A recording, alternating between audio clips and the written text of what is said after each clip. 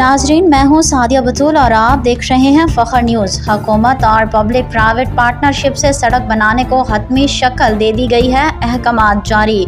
GS Ayub की तफसीली report मुलाहिजा फरमाएं।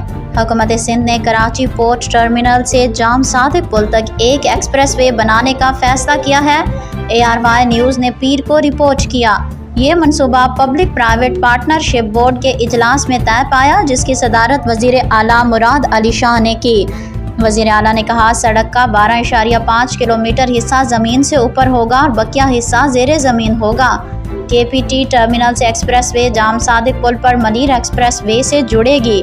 वज़ीर आला ने सिंध के महकमे बल्दियात को हिदायत की कि वो PPP यूनिट के साथ मिलकर इस मंसूबे को हतमी शक्ल दें। उन्होंने कहा, हुकूमत इस सड़क को पब्लिक प्राइवेट पार्टनरशिप के तहत अपने वसाइल से बनाएगी।